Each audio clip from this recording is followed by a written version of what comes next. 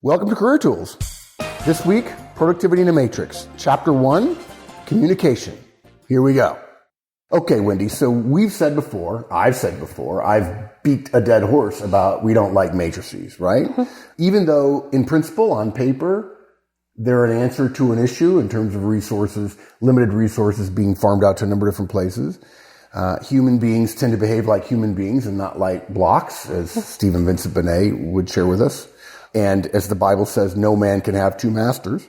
But the fact is, a lot of our listeners are dealing with matrices, or actually matrix organizations. So we've got to help them be more effective in a matrix. And this cast is the first cast in a series, chapter 1 on communication. But it's hugely important, and most people never get past chapter 1. Yeah. If you start here with communicating more, you'll find a lot of things get a lot easier. And you may never have to go to the other ones. It's like grease, right? Mm-hmm. Exactly. Good. Yeah. Okay, so what are we going to talk about? So we're going to be sick of the word communicate by the end of this, but communicate even more. Communicate about tasks. Yeah. Communicate about plans. Yeah. And communicate about communication. Which is going to kill people, right? I have to talk about talking. Yes, you do. The first one, communicate even more. I like to think of it as over-communicate, right? I really believe that there is no exact right amount. There may be an exact right amount of communication in any particular discussion. It's always different in different situations. But you're never going to hit it exactly right. So the question becomes, if you're going to be wrong 99% of the time on communication, do you want to under-communicate or over-communicate? And I think that a lot of times people bring their personal life biases in, which over-communication, TMI, creates problems, you're sharing too much. But in a work environment, we've said many, many times before that work isn't done unless the organization can leverage it in some way. If work is done and not reported on, it's as if it's not done because the rest of the organization can't add value to that piece of work, leverage it in some way, take the next step in the process, or obviously in a matrix organization, the project. So I know the title of this bullet is communicate even more, but I really see this as just saying over communicate. Yeah. Right? You're going to communicate with all of the people involved. You can't just tell either your career manager, if you've got a project manager and a career manager, or the guy on the plant floor and the planner in the office, you've got two different people. You can't just communicate with one of them. You have to tell both of them what's going on. And even if you don't feel like that's part of your job, it's like, the guy should know. Or the guy should know. When you say the guy should know, bad mojo, bad juju right there. Right? Exactly. Yeah. Or it's their job to communicate with each other. Yeah. Okay, maybe it is. But actually, your life will be easier if you take that from them or take responsibility for it. Yeah. So let's start from the top. When you have two bosses, okay, take us from there. I'm thinking about my two bosses. I've got a career manager boss and then the guy I'm assigned to, maybe two different guys actually, that I'm assigned to on a project. But for now, we'll just think of my regular boss and my project boss. Okay, so when you have two bosses, you are the communication conduit between them. You are the method by which communication, information gets between those two people. And people don't get that, right? No. They think that each boss knows, that bosses at their level do know, that there's some sort of website they're checking, or there's some sort of project status reporting, or I reported to him, and so therefore he should be letting him know. They're in meetings together all the time. Somehow they just know. Or sometimes that they don't need to know. Right. Sometimes I think, I'm talking about something with Mike, and I don't need to tell you. And then that blows up in my face, and Absolutely. I realize I really should have been telling both people. Yeah, and Mike and I are really good at cross-communication. I rarely know what you've told him. Mm-hmm. There's an assumption on his part that you've told me. There's an assumption on your part that he's told me. And then I'm wondering, why are you doing this other thing? Yeah. Yeah.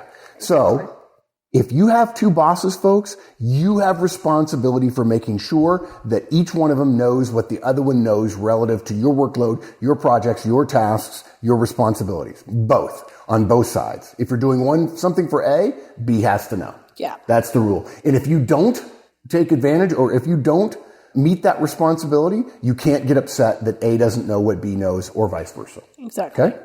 And those relationships are sometimes formal and sometimes informal. What do you mean? So sometimes they're hard lines on organizational charts. Okay. Sometimes they're dotted lines. Sometimes there's a relationship where you're kind of informally assigned to a peer manager to do something, or boss A is a customer and you have your boss within the company and you're working on a project site with a customer. So I think what the translation of that for a lot of our listeners then is when we say productivity in a matrix, you're really defining matrix in the loosest possible way. Absolutely. You're not saying in a technical organization that everybody says, yeah, we're a matrix organization, and then everybody cries. What we're saying is anytime there's some sort of assumption that you have additional responsibilities to somebody else who is supervising you on a project, or you're on a team or something like that, then the guidance in this cast applies. Exactly. Good. Okay. Exactly. Good. Now, ideally, you would be having project O3s with a project manager and one-on-ones with your assigned manager, or some kind of weekly meeting. But that's ideally. Yeah. And most people don't get that. They don't, right. Yeah, some, they don't. Some people only get to see their career managers once a year. Yeah. So, and we get lots of questions about that from matrix manager on both sides. Well, I can't do anything because his boss said this and he's not telling me anything. I'm like, geez, okay. Go talk to people. Find out. Okay. Exactly. So, embrace reality. And often the person that you don't see very often does have responsibility for writing your review and your pay and your bonus and all of that stuff. So communicating with them is important. If you haven't told them, you should assume they don't know. And if they don't know, don't expect to get rewarded for stuff they don't know about. Exactly. Yeah. So there is nothing that says that you can't send them a status update once a week by email. Like nobody says, even if you meet your career manager once a year, nobody says you can't send him an email. And this is why reporting done poorly and people reporting the wrong things creates problems, because then people begin to hate reporting, and they fail to see that when you're working in an organization, again, work that's done but that no one knows is done is dead to the organization. Work is not done until it's reported. That's why we say always assign a task, and the reporting of the status of that task included in the deliverable that they give back to you. And what ends up happening is that people don't know. And because the boss is supposed to be doing it, but he's not, the direct feels frustrated that he's not getting credit or what have you. And folks, let's be clear. It's your responsibility. Now, you could say that there's on a paper somewhere somebody else is responsible, but take responsibility now. In fact, Wendy and I were talking before the start of this cast. We decided this cast's nickname is Who Knows What by When. It's just like Horstman's Law of Project Management. Who does what by when? There are deadlines and there are people responsible for tasks, and that person has to get it done by the deadline. By the same token, you ought to be asking myself, who needs to know what I know? Do they know it? And do they know it in a timely fashion? And you're the one responsible for ensuring that they know it. Allowing someone else to do it, and if that person doesn't do it, that negatively affects you, it's your fault because you had the opportunity to be proactive and to over-communicate. Exactly. Okay? So you can send status emails by email. Right. You can ask for a meeting when there's something going on with your career manager. You can say to your manager, I need to talk to this guy for an hour. I need to talk to somebody, so that communication is happening. Yeah. There's nothing wrong with saying, I know that this guy really, my boss is close to him, but you go to your boss and say, I need an hour with that guy. I need you, I want you to know I'm trying to get an hour with that guy. And if you don't tell your boss, it's not that you're asking your boss for help, your project boss for help. You're saying, hey, by the way, I'm trying to arrange a meeting with this guy. And the boss goes, well, you should have just called me. I'll just ping him right now. I'll ping him. And the guy picks up the phone. Hey, can you spend an hour with one of my guys? Sure, I can. And that's a classic case where somebody doesn't want to be perceived as needy. Mm-hmm. I'm self-driven. I can do my own stuff. But it's the unwillingness to communicate that causes us to put a lot of extra trouble. And then when you finally go to your boss 3 weeks later and say, this guy won't do it, well, why didn't you come to me? Yeah, exactly. Yeah. And it's not that you have to ask, it's that you have to inform and let other people help you if, in fact, that could be good. Okay. So what kind of things do you want to communicate about? So the first one is communicate about tasks. So you need to let both of your bosses know what you are working on. Right. Bosses tend to have a plan in their head of what they think you're working on. And even when they say they don't know, even when they they say, I really don't keep track of it. In their head, they create a plan. Yeah. It may be way wrong, but every boss has one for all of their directs unless they have 50 directs. Exactly. Yeah. They have an idea of when your project ends. So when you're going to be free. Even if that's the minimum kind of piece of information they have in their head, they have it in their head. Right. So, you need to be proactively communicating with them so that their imaginary plan is actually based somewhere on fact. Right. When you suddenly say, I have to go to work on this training manual for 3 hours because my project boss told me to do it, right? Your actual boss feels like, oh, my plan just went up in smoke. Yeah. Because she actually had a plan for you for those 3 hours or for the afternoon. She was going to ask you to do something. She just hadn't gotten her thoughts together. And suddenly, without telling her, now she's in a pinch because you've messed up her plan. You didn't know what her plan was. You could say, well, how am I held responsible for that? Guess what? You are. You are. Yeah. And often people who are earlier in their careers feel like, well, they've both got power and I just have to do what they tell me. Well, yeah. You do. But if you communicate, you'll feel less like a victim and more like things are working out. Yeah, it's been my experience. Let's do this from a risk analysis perspective, guys. As I said earlier, there's over-communicating and under-communicating. The vast majority of people grossly under-communicate. Okay? You don't even actually have to over-communicate. You just need to under-communicate less than most people do. And the pain you're going to get in for communicating more is a little bit of derision, a little bit of teasing. Oh, you're always telling everybody what you're doing. It's like you're kissing up. I'm busy and all these different things. Nope, not that at all. I'm just keeping people informed on what I'm doing. I want everybody to know what I'm doing so we don't have any conflicts. I find that knowing more about what other people are doing is helpful to me. And so I tend to over-communicate about the stuff I'm working on. Don't think it's terribly important. The teasing and derision you'll get from that are probably light enough that they're not negative. They're just teasing. On the other hand, under-communicating and then pissing your boss off 3, 4, 5 times or a couple of times every week because you're not keeping both of them informed, that's a different form of pain. It's a professional pain. And it's one of those slow, achy things that bosses remember at the end of the year and say, I never know what this guy's doing. Yeah. And they don't know how to put it on your review, but it's going to be there in some fashion. In some ding, somewhere on your review. Lack of professionalism, lack of planning skills, lack of communication skills even. Yeah. Absolutely. Okay.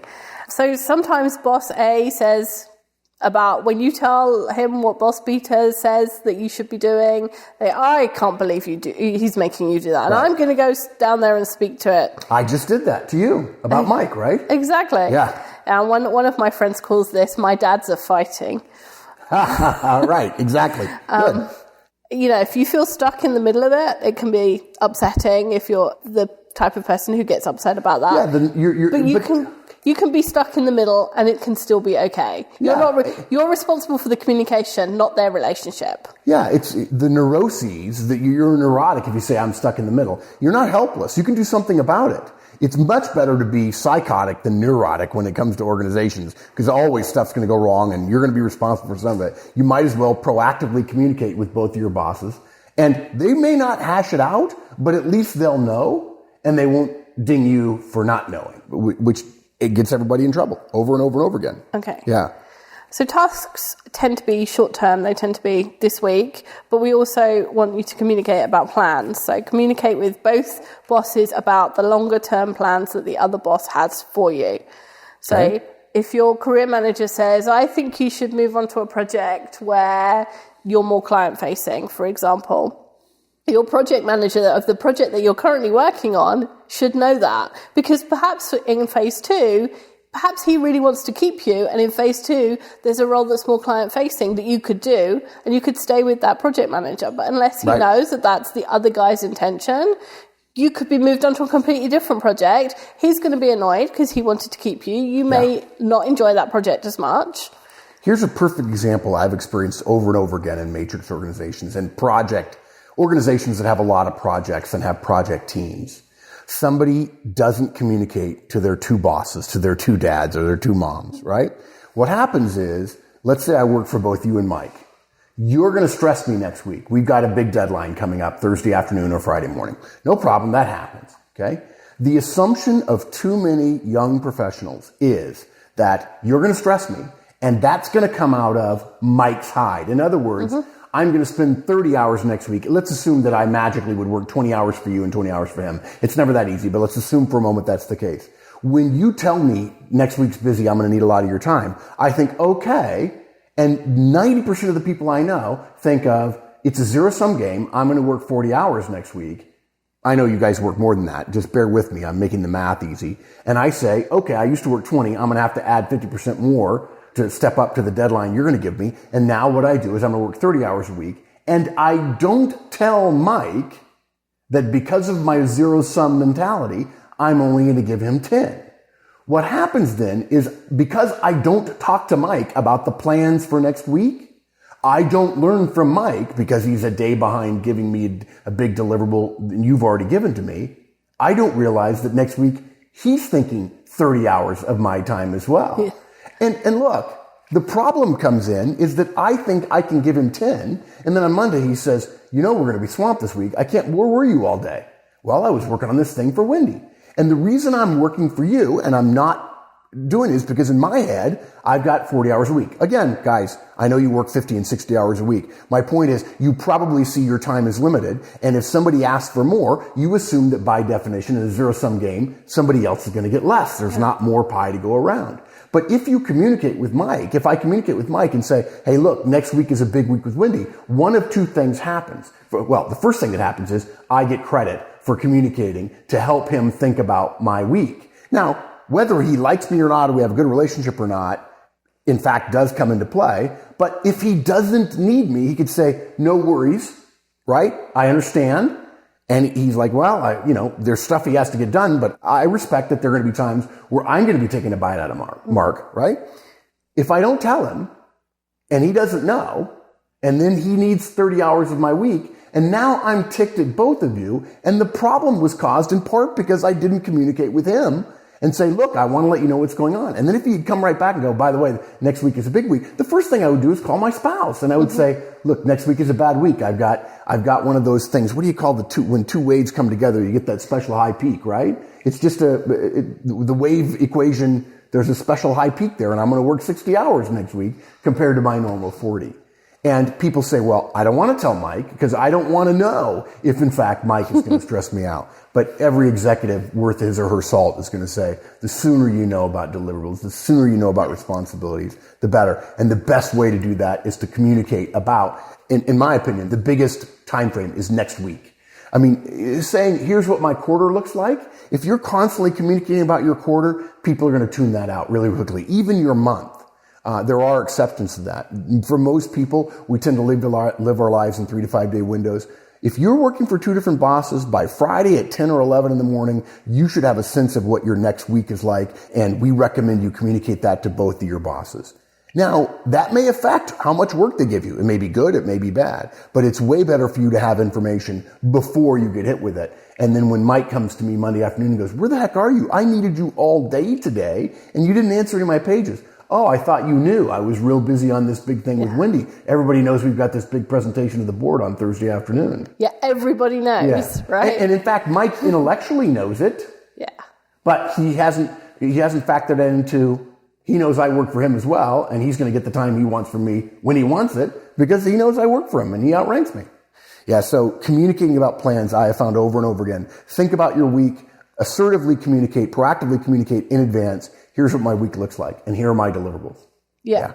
Good. And not just plans that the organization has for you, but the plans that you have for yourself. So if you think, in the next 6 months I want to move, I want a different project, I'm thinking about applying for a different role in the organization, all of those things, we don't tend to tell customers that, but definitely all of the managers involved need to know. And how many individual contributors do we know complain about getting stuff at the last minute? They do it all the time. Just give me some advance notice. We have a cast coming out at some point in the future about warning orders. The military has something called a warning order. Even if I don't have all the information, I'm going to let you know proactively something's coming, and it's going to really hit us hard week 2, week 3, Q1, Q2, whatever else. Everybody wants that. And yet, the direct doesn't return the favor to the manager at all. Hey, look, in 2 weeks, I'm taking Wednesday, Thursday, Friday. I know you haven't probably thought about that. I asked for it 6 weeks ago, but that may pinch us. You need to know that. And I can't change it. Yeah. Right? And it's way better to have the manager grumble, you reminding him about it, rather than avoiding, to your point about pinch and crunch, right? It's way better to pinch now than to have a crunch at the last minute and have your boss look at you and go, I don't know that you taking these 3 days off is such a good idea. And what you know he's doing is seeing whether or not you'll cave. Yeah. And you don't want to cave because you have a spouse to go home to. And so you feel like you end up getting crunched because you say, no, I really have to go. And your boss shakes his head and walks away. And that could have been averted. It would have been a pinch 3 weeks earlier. I'm not saying it's magic that the crunch goes away completely, but you can deal with a lot more pinches than you can deal with crunches. Absolutely. Yeah. Okay. We had an email this week of somebody asking about what does working your network look like on a daily basis? And this is one of the things that working your network looks like on a daily basis. It means communicating with the people around you about what's going on. Right. Things they need to know. Right. And again, if you're wondering what to talk to them about, it's what you're working on. It's who does what by when. And then you ask yourself, who needs to know what by when? Yeah. And you make sure everybody knows. And yeah, some people will tune out your communications. That email you send out every Thursday about your week next week or what your deliverables are or where you're behind on, believe me, there'll be a couple people who will say, gee, we don't do it that way.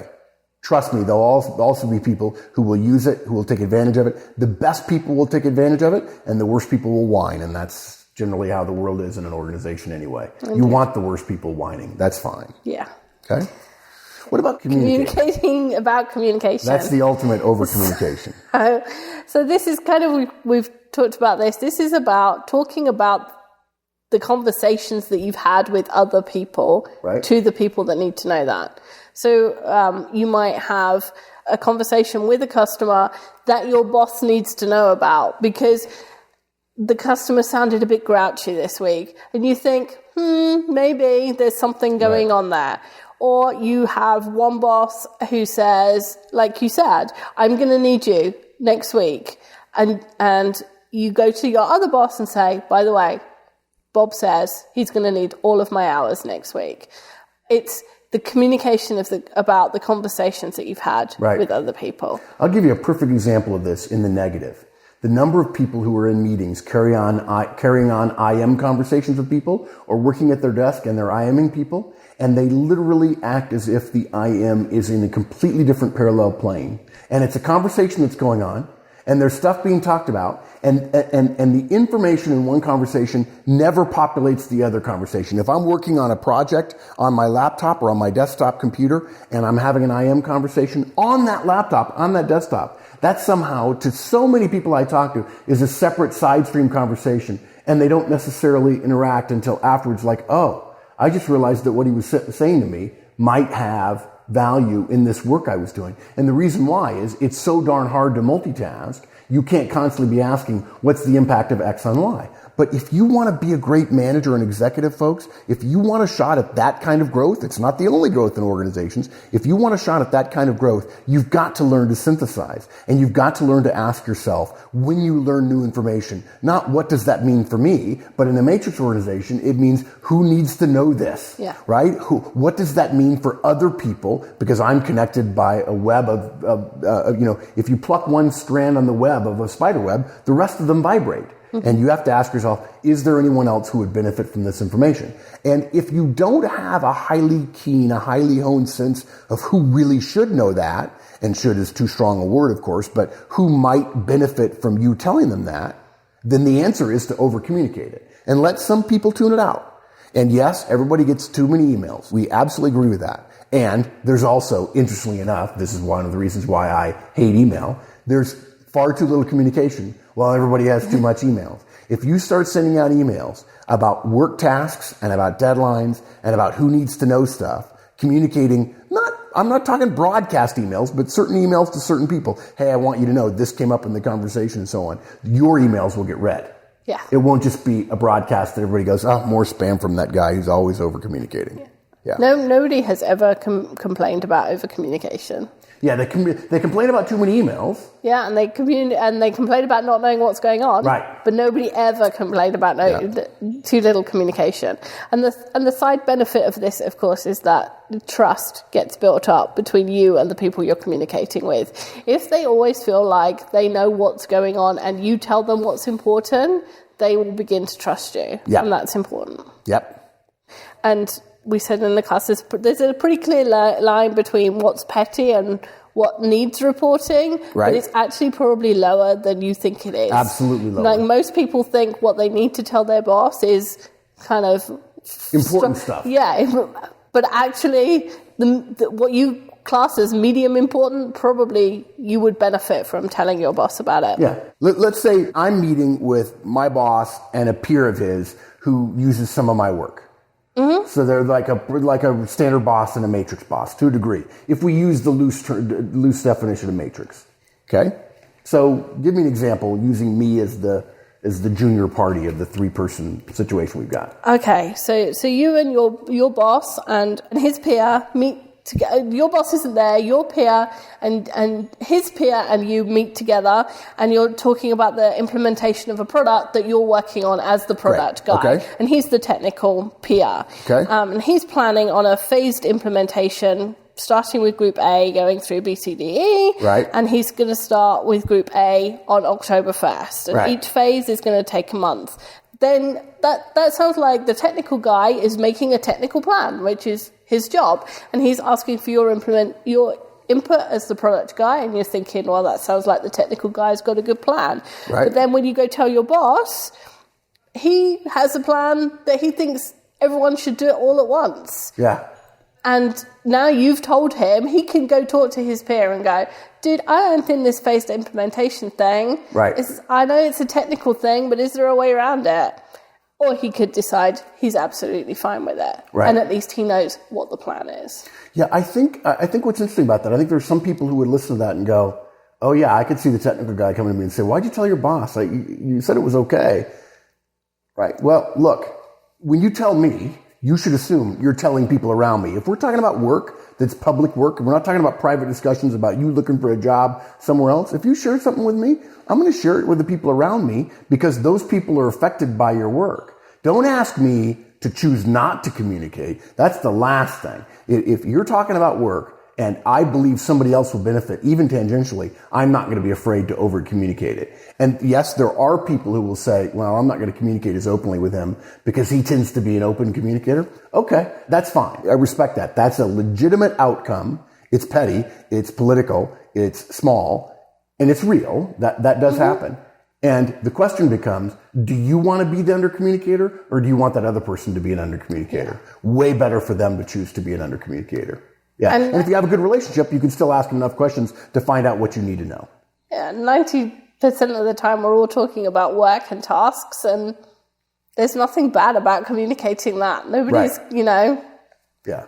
Well, in some people's political minds, there is, but we cannot choose everything based purely on political things. Otherwise, we wouldn't get any work done. Yeah. And that's it, really. This cast is really about who knows what by when. And it means saying, I'm going to over-communicate to the people around me about tasks, about plans, and actually about the communication. So you keep people abreast of the changes, things are happening. Now, are we asking you to increase the amount of communication you do? Yes. Because Horstman's first law is it's all about people, and Horstman's second law is more communication is better. We don't think more email is better. We think more communication is better, and email happens to be a pretty standard way of doing it, although certainly that you could do it face-to-face as well. And there are times when IM would work as well. However, the question is not how much email you're sending. The question is the value of the information in that email. And people under-communicate about tasks, about plans, about deadlines, and about who knows what and who's making decisions. Absolutely. Yeah. Oh, well done. Well done. We have Horstman's Law of Project Management, which is who does what by when. And now we have Horstman's Law of Project Communication, which is who knows what by when. Awesome. All right. I like more laws. Another milestone. Okay. Thanks, Wendy. Bye. Thanks, everybody. That's it. Hope you enjoyed the show this week. Join us again next week when Wendy and I will continue to expound on how to have an effective career. As our motto says, every professional productive.